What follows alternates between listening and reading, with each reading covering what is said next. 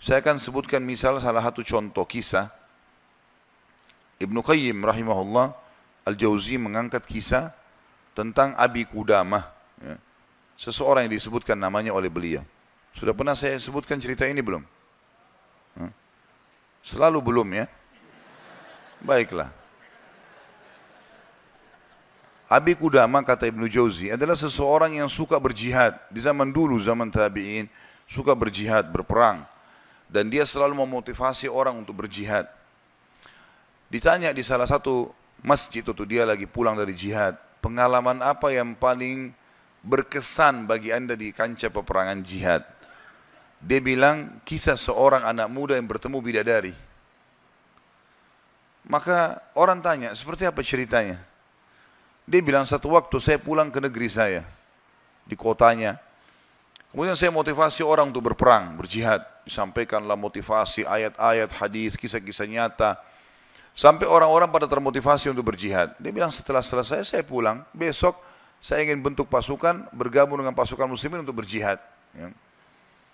Waktu saya pulang ke rumah, dia bilang tiba-tiba ada suara perempuan depan pintu. Memanggil, wahai Abi Qudamah, Abi Qudamah. Dia bilang, saya baca, a'udzubillahi minasyaitonirrajim. Jangan sampai ini godaan syaitan. Perempuan malam-malam memanggil-manggil depan rumah. Dia enggak bilang, saya enggak mau buka pintu. Terdengar lagi suara kedua kali, Abi Qudamah, Abi Qudamah, buka pintu. Suara perempuan. Dia bilang, a'udzubillahi minasyaitonirrajim. Saya enggak mau buka ini, takut jadi fitnah, gitu kan. Terus perempuan itu rupanya nyaut depan pintu. Dia bilang, wahai Abi Qudamah, bukankah anda yang memotivasi kami berjihad? Dan saya terpengaruh dengan itu. Saya ingin menyumbang sesuatu. Bukalah pintunya. Dia bilang, saya dengar orang ini mau nyumbang hubungan dengan jihad, saya buka pintu. Perempuan itu rupanya bercadar. Dia bilang, pada saat saya buka pintu dan di hadapan saya tahu kalau orang ini, kalau tidak pakai cadar, luar biasa Allah berikan kelebihan fisiknya. Terlihat. Wanita ini punya kecantikan tapi dia tutup auratnya. Lalu saya alihkan pandangan saya dan saya katakan, apa yang akan engkau sumbang ibu? Dia bilang, sesuatu yang paling indah dari tubuh saya, hai Abi Qudamah, adalah rambut saya. Saya memiliki rambut yang sangat bagus dan panjang. Maka saya sudah memotongnya dan saya sudah membentuknya supaya menjadi tali kekangan kuda. Maka saya minta agar rambut saya ini engkau jadikan tali kekangan kudamu, agar minimal rambutku ikut berperang. Abi Qudamah bilang, saya heran dengan imannya ibu ini. Luar biasa ini. Gak pernah ada orang terfikir seperti itu. Rambutnya panjang, lebat, tebal, dipotong, lalu dibuat sedemikian rupa sehingga bisa menjadi tali kekangan kuda. Gitu. Pakailah ini Abi Qudamah. Abi Qudamah bilang, baiklah, diambil. Pada saat sudah diambil, Abi Qudamah mau tutup pintu, dia bilang, sebentar, masih ada satu lagi Abi Qudamah. Dia bilang apa? Suami saya mati syahid. Dan semoga Allah terima, semoga juga kami disatukan di surga. Dan dia mewariskan seorang anak laki-laki yang mirip seperti dia. Maksudnya keimanannya, fisiknya, segala macam. Saya harap anda tidak menolak anak saya besok ikut berjihad. Kata Abi Qudamah, baiklah. Tutup pintu, besok pagi habis sholat subuh, habis syuruk, menjelang duha, berkumpullah orang-orang yang mau ikut jihad untuk bergabung dengan pasukan muslimin. Setelah Abi Qudamah bilang, saya motivasi mereka, datanglah seseorang dari belakang saya berteriak, Abi Qudamah, Abi Qudamah. Suara seorang laki-laki. Dia bilang, saya balik ke belakang. Waktu saya balik, saya seperti melihat matahari.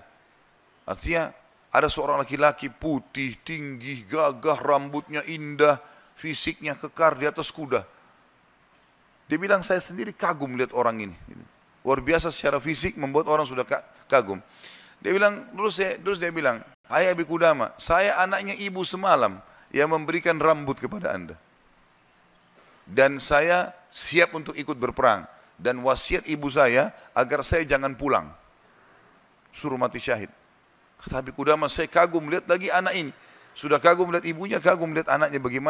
Bagaimana keyakinan mereka berdua tentang janji Allah. Dan hidupnya di situ sudah. Lingkup hidupnya itu adalah yang dijanjikan oleh Allah dan Rasulnya. Udah, Allah bilang dapat ini, ya sudah, diyakinkan iya. Sholat dapat ini, puasa dapat ini, jihad dapat ini. Yakin, tidak ada keraguan. Hidupnya terbentuk di situ, itu yang dijalani sama dia. Dia yakin meninggalkan juga dosa, ini adalah pintu yang baik. Kalau dia buat, dia akan jauh dari Allah. Maka dia berada di lingkup itu, kendaraan itulah. Kata Abi Qudamah, baiklah anak muda, kau masih muda, gitu kan. Saya akan letakkan kamu di bagian belakang pasukan. Anak muda itu diam.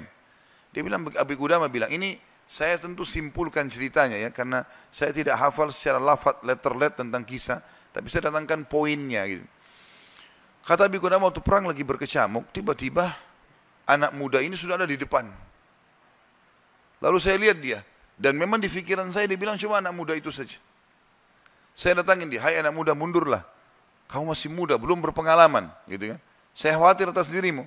Dia bilang, wahai Abi Qudamah, Allah berfirman, hai orang-orang beriman, kalau kalian bertemu dengan orang kafir, jangan kalian mundur. Allah bilang, jangan mundur, Anda suruh saya mundur. Gitu. Gitu. Kata Abi Qudamah, saya nggak bisa bantai ini karena dia pakai ayat. Gitu. Maka saya pun berada di sebelahnya sampai akhirnya karena perang lagi berkecamuk terpisahkan. Otomatis terpisahkan. Waktu pasukan lagi istirahat, saya coba cari anak muda ini. Saya nggak cari, pikirannya sudah nggak ada yang lain.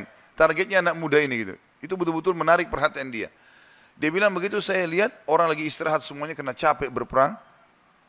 Maka saya lihat anak muda ini sibuk menyiapkan makanan para mujahidin, mengikatkan tali kudanya, menyiapkan rumput kudanya. Pokoknya dia sibuk dengan itu. Jadi dia betul-betul menikmati apa yang sudah Allah dan Rasulnya perintahkan. Ini targetnya dan ini benar bagi saya. Selesai. Ini adalah konsep hidup saya. Gitu. Maka Abi Qudamah bilang, saya kagum melihat anak muda ini. Kemudian perang berkecamuk lagi. Berkecamuk lagi, yang kedua kali, kemudian pada saat lagi maju, saya lihat anak muda itu di depan. Saya datangin lagi, hai anak muda, ke belakang lah. Dia bacain lagi ayat. Nah. Wahai Abi Qudamah, Allah berfirman, hai orang beriman kalau bertemu dengan orang kafir, jangan kalian mundur. Bagaimana Allah bilang jangan mundur, Anda suruh saya mundur? Abi Qudamah diam, tidak bisa bantah karena dikatakan ayat. Berkecamuk peperangan dipisahkan oleh prajurit yang saling serang satu sama yang lain, sampai akhirnya tiba malam hari waktu istirahat. Kata Abi Qudamah, dua pasukan istirahat, lalu saya cari, di mana anak muda ini, di kemah mana dia? Cari-cari sampai dapat kemahnya. Kata Abi Qudamah, waktu saya masuk dalam kemahnya, saya temukan anak muda itu sedang tertidur dan senyum. Senyum lebar gitu. Saya penasaran anak muda ini lagi mimpi apa gitu. Dia bilang saya tunggu sampai senyumnya sudah redah, kemudian saya tepuk, bangunkan. Hai anak muda bangunlah. Apa yang kau lihat dalam mimpimu? Kata anak muda ini, demi Allah wahai Abi Qudamah, saya melihat saya masuk ke surga.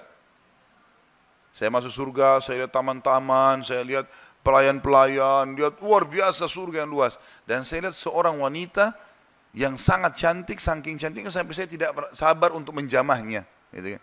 Lalu dia mengatakan, belum waktunya hai suamiku. Padahal sebenarnya anak muda ini belum menikah. Ya. Lalu dia bilang, engkau, perempuan itu bilang, engkau akan bertemu dengan aku besok siang. Kata anak muda itu, setelah itu Anda bangunkan saya. Dan saya berharap Allah membuat saya mati syahid besok. Gitu. Untuk mendapatkan apa yang Allah janjikan. Yang jelas, kata Abi Qudamah, saya kagum. Artinya Abi Qudamah pun sekian tahun berjihad belum pernah mimpi seperti ini. Gitu kan? Besok pagi dia bilang berkecamuk lagi peperangan. Saya temukan anak muda itu di depan. Terus dia menyerang musuh. Gitu kan? Sampai akhirnya peperangan selesai. Dan sudah menang muslimin, korban banyak di musuh dan di orang muslim. Anak Abi Qudamah bilang target saya mengejar mana? Cari anak muda ini. Terbunuhkah atau belum terbunuhkah? Dicari. Dia bilang saya cari di jenazah prajurit muslim yang disusun, ternyata ada bergeletakan, saya temukan ada anak muda itu. Penuh dengan darah. Gitu. Ya. Tapi masih hidup. Dan dia lihat, waktu saya datang, dia dengan senyum mengatakan, Abi Qudamah kesinilah, kesinilah. Dalam kondisi lagi luka-luka ini. Berdarah-darah. Gitu ya. Kata Abi Qudamah, saya pun datang. Apa beritamu hai anak muda? Dia bilang, hai Abi Qudamah, kalau kau pulang nanti, ke kampung kita, ke negeri kita, sampaikan ke ibu saya salam dan bilang impian beliau sudah terkabulkan. Artinya saya akan menyusul ayah saya mati syahid. Lalu pesannya ini luar biasa. Dia bilang apa? Wahai Abi Qudamah, apa kau ingat kisah tadi malam bidadari dalam mimpi saya? Kata Abi Qudamah, iya. Sekarang ada di sebelah saya. Sedang senyum dan menunggu ruh saya keluar. Lalu dia akan membawa saya ke surga. Lalu kata Abi Qudamah, orang itu pun meninggal dunia. Dalam kondisi dia tersenyum gitu kan. Maka Abi Qudamah bilang, saya menangis, gak bisa menahan melihat luar biasanya. Ibunya luar biasa, anak muda ini luar biasa. 17 tahun, punya kelebihan fisik yang mungkin tadi saya bilang, kebanyakan kita di Indonesia dihabiskan pada hal yang foya-foya, coba-coba kemaksiatan. Ini semua omong kosong nih, dari syaitan, bukan begitu. Anak muda ini dididik oleh ibunya untuk targetnya surga. Pokoknya bagaimana berperang mati syahid, seperti itulah. Kata Abi Qudamah, saya pun menguburnya. Waktu kami pulang ke negeri kami, target saya ke rumah ibunya. Bukan ke rumah saya lagi. Orang semua pada pulang ke rumahnya, ketemu keluarganya. Dia bilang, saya cari ibunya anak muda itu.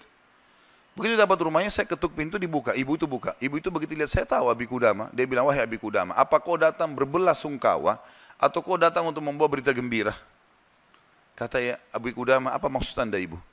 Dia bilang, kalau anda pulang mengatakan anak saya ikut pulang bersama anda, berarti itu belasungkawa. Saya enggak mau anak saya pulang. Mau mati syahid. Tapi kalau anda bilang anak saya mati syahid, berarti itu berita gembira. Abi Qudamah bilang, saya enggak tahan menangis. Lalu saya mengatakan, ibu, berita gembira, Allah sudah kabulkan impianmu. Anakmu telah menyusul suamimu dan semoga Allah kabulkan. Ibu itu menangis, sujud syukur kepada Allah. Gara-gara berhasil anaknya menjalankan perintah Allah. Ini yang banyak luput dari kita nih. Kita malah bangga kalau anak kita yang cantik keluar dengan telanjang sana sini, terbuka auratnya. Atau mungkin meninggalkan pesantren dan sekolah di sekolah yang tidak ada pendidikan agamanya. Atau keluar ke negara-negara kafir yang akhirnya mereka terdidik dengan hal-hal yang tidak baik. Hanya karena bangga dengan urusan dunia. Bukan bangga dengan urusan akhiratnya. Padahal itu tanggung jawab kita. Jadi teman-teman sekalian, menanamkan muraqabah, yakin kalau Allah mengawasinya, yakin akan janji Allah terhadap ibadah yang dia kerjakan, yakin ancaman Allah kalau dia melanggar, maka ini poin yang sangat penting, ini yang sedang kita bahas. Masalah bagaimana dia mendidik jiwanya dalam masalah muraqabah.